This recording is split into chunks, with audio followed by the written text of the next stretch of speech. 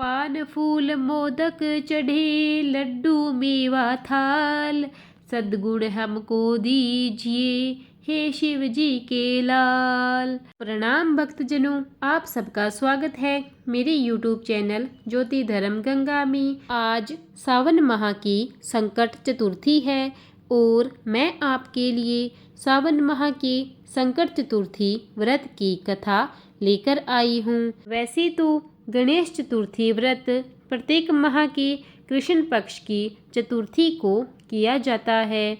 श्रावण मास के कृष्ण पक्ष की चतुर्थी को किया जाने वाला व्रत श्रावण संकट चतुर्थी व्रत कहलाता है।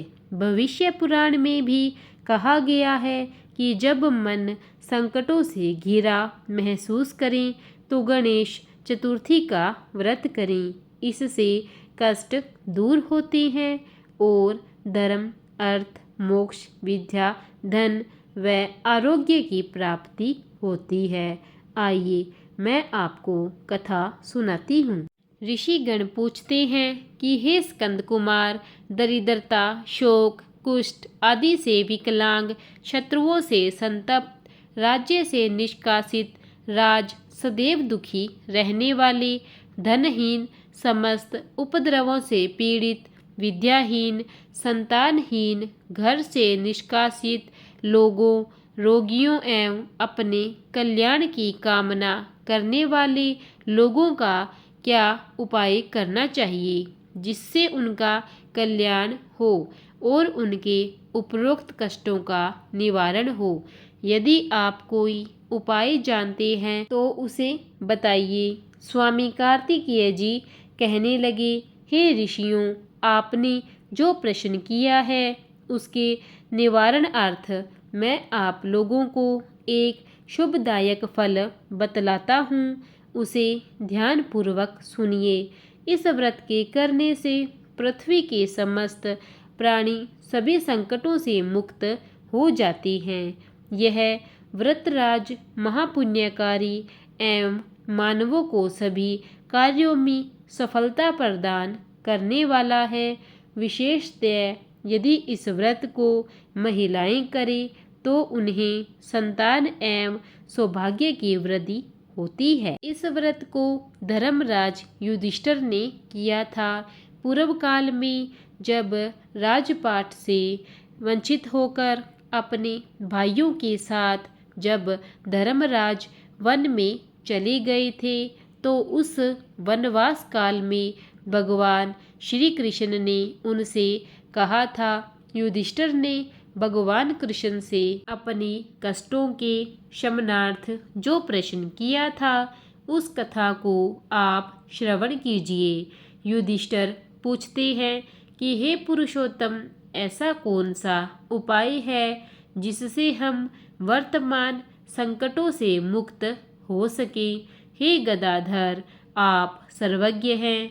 हम लोगों को आगे अब किसी प्रकार का कष्ट न भुगतना पड़े, ऐसा कोई उपाय बताइए। स्कंद कुमार जी कहते हैं कि जब धैर्यवान युधिष्ठिर विनम्र भाव से हाथ जोड़कर बारंबार अपनी कष्टों के निवारण का उपाय पूछने लगे तो भगवान श्री कृष्ण ने कहा, हे राजन, संपूर्ण कामनाओं को पूर्ण करने वाला एक बहुत बड़ा गुप्त व्रत है।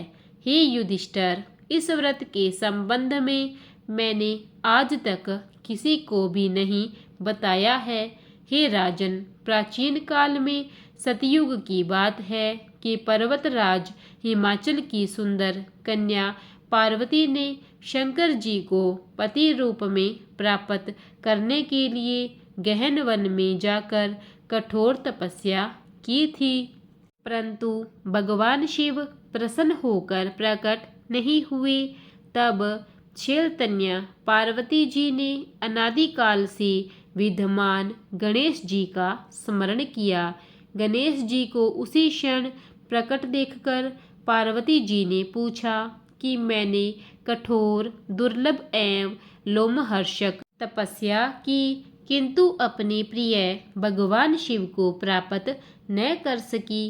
वह कष्ट विनाशक दिव्य व्रत जिसे नारद जी ने कहा है और जो आपका ही व्रत है, उस प्राचीन व्रत के तत्व को आप मुझसे कहिए।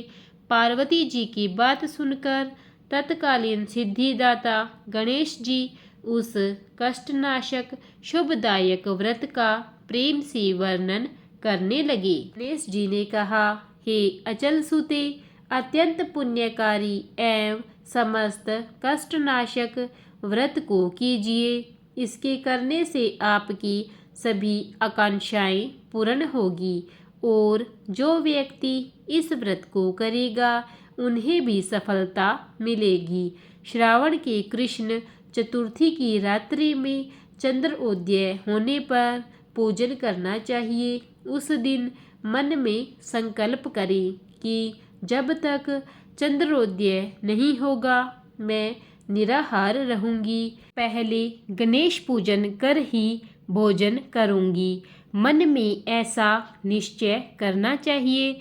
इसके बाद सफ़ेद तिल के जल से स्नान करें, मेरा पूजन करें। यदि सामर्थ्य हो तो प्रति मास स्वर्ण की मूर्ति का पूजन करें। अभाव में चांदी, अष्टधातु अथवा मिट्टी की मूर्ति की भी पूजा कर सकते हैं। अपनी शक्ति के अनुसार सोने, चांदी, तांबे अथवा मिट्टी के कलश में जल भरकर उस पर गणेश जी की प्रतिमा स्थापित करें।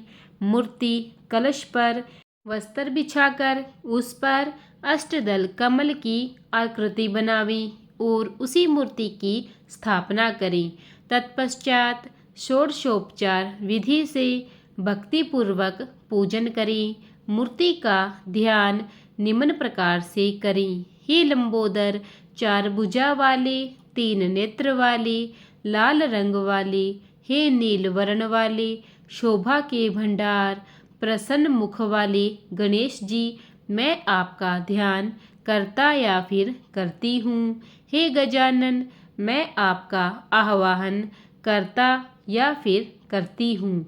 हे विघ्नराज, आपको प्रणाम करती हूँ। यह आसन है। हे लंबोदर, यह आपके लिए पाद्य है। हे शंकर सुवन, यह आपके लिए अर्घ्य है। हे उमापुत्र, यह आपके स्नानार्थ जल है। हे वक्रतुंड, यह आपके लिए आचमनीय जल है। हे शूर्पकर्ण, यह आपके लिए वस्त्र है। हे सुशोभित, यह आपके लिए यज्ञोपवीत है। हे गणेश्वर, यह आपके लिए रोली चंदन है। हे विघ्न विनाशन, यह आपके लिए फूल है। हे विकट, यह आपके लिए धूप बत्ती है। हे वामन, यह आपके लिए दीपक है। हे सर्वदेव, यह आपके लिए लड्डू का नैवेद्य है। हे देव, यह आपके निमित्त फल है। हे विघ्नहर्ता, यह आपके निमित्त मेरा प्रणाम है।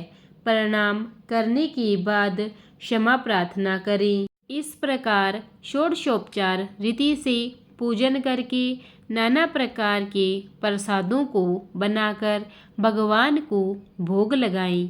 हे देवी, शुद्ध देसी घी में 15 लड्डू अवश्य बनाएं। सर्वप्रथम भगवान को लड्डू अर्पित करके उसमें से 5 ब्राह्मण को दे देवें। अपनी सामर्थ्य के अनुसार दक्षिणा देकर चंद्र उदय होने पर भक्ति भाव से अर्घ्य देवें।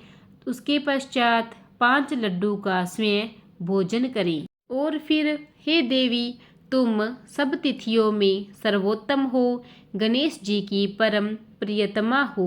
हे चतुर्थी, हमारे द्वारा प्रदत्त अर्घ्य को ग्रहण करो, तुम्हें प्रणाम है। निम्न प्रकार से चंद्रमा को अर्घ्य प्रदान करें। क्षीर सागर से उत्पन्न हे लक्ष्मी के भाई, हे निशाकर, रोहिणी सहित हे शशि, मेरे दिए हुए अर्घ्य को ग्रहण कीजिए।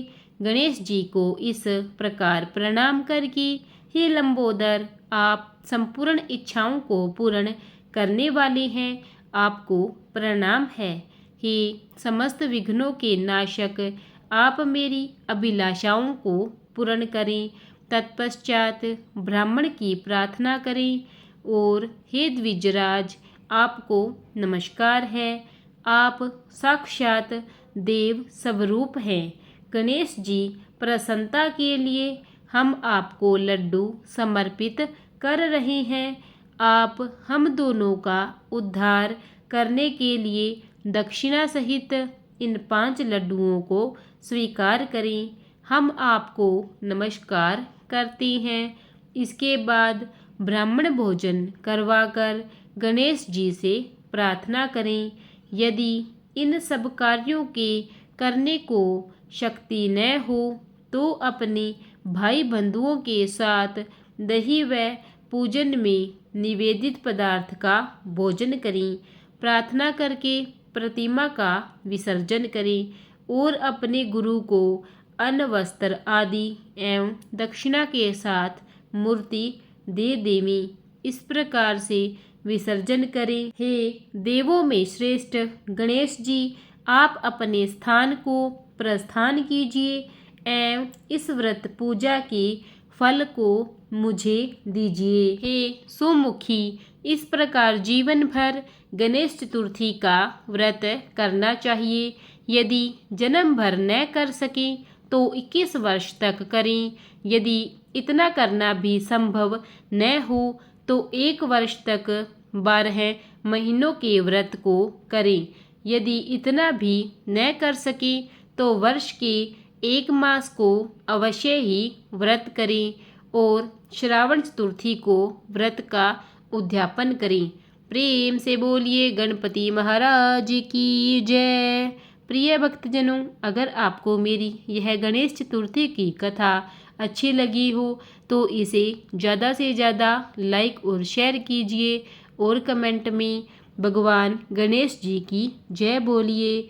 और अगर आपने मेरे चैनल को अब तक सब्सक्राइब नहीं किया है तो कृपा करके उसे सब्सक्राइब कीजिए और बेल आइकन दबा दीजिए ताकि नित्य मेरी सभी वीडियो सर्वप्रथम आप तक पहुंचती रहे, आपको मेरी वीडियो सबसे पहले मिलती रहे। धन्यवाद।